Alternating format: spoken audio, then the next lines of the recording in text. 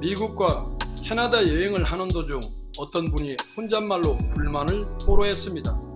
땅 따먹기 전쟁을 한번 해야 된다고 말입니다. 가도 가도 끝이 없는 광활한 영토를 부러워하면서 하는 말이었지만 그마저도 허리가 두 동강 난 한반도의 처지가 애처롭게 다가왔습니다.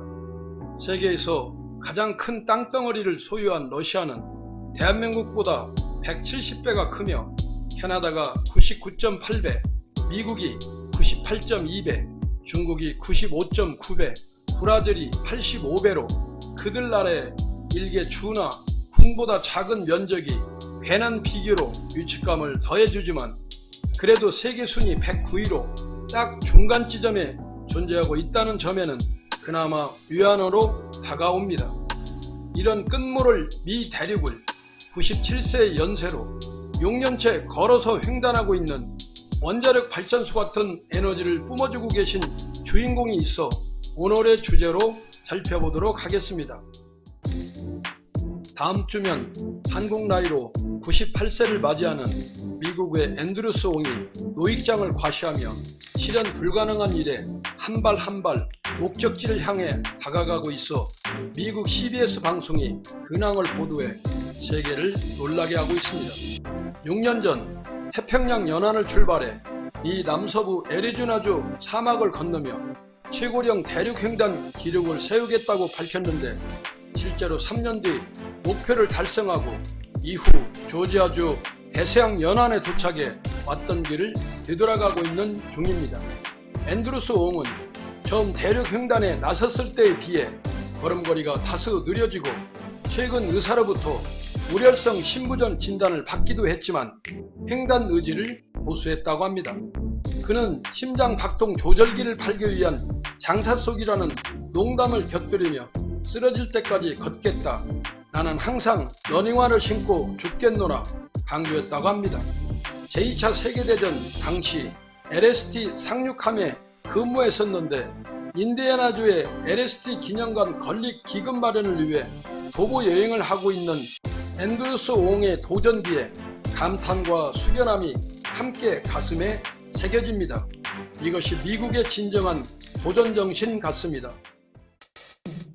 자동차로 미국 대륙 횡단을 한 번쯤 도전해본다는 것은 모두의 로망일 겁니다.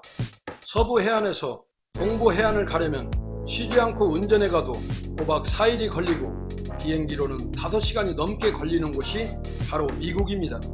인천공항에서 방콕까지 가는 시간과 거의 일치합니다. 사계절이 동시에 존재하는 미국 땅을 횡단 여행한다는 것은 체력과 인내, 치밀한 사전 준비가 요구되는 일종의 모험인데 참고로 4가지 코스를 안내해 드려봅니다. 루트 1은 젊은이들이 선호하는 남부지역 순환 코스로 총 길이가 4,527마일로 15일이 소요됩니다.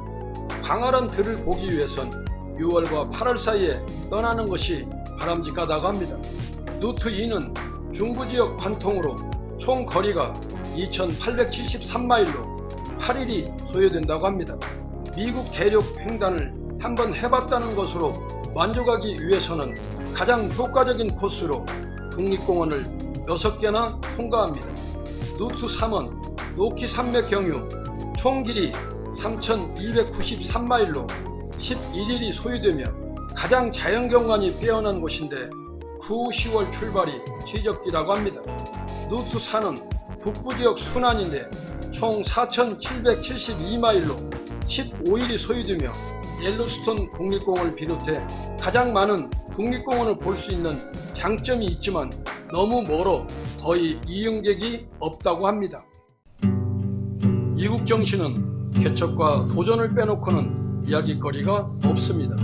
110여 개국 민족이 모여 용광로 문화를 만들어 세계의 경찰국가를 자임하는 게 지금까지의 미국의 가치였습니다. 그러나 아메리카 포스트로 미국 우선주의를 외치며 동맹국들과 마찰을 빚고 있는 지금의 미국은 국제질서를 어지럽히고 어둡게 하는 근본적 원인을 제공해주고 있습니다. 감히 자동차 횡단 여행도 젊은 층도 버거운데 97세의 연세로 뚜벅뚜벅 미 대륙 횡단길에 임하고 계신 앤드루스 씨에게 응원의 박수를 보내며 꼭 성공하시라 코스모스 메아리의 이름으로 메아리 쳐봅니다.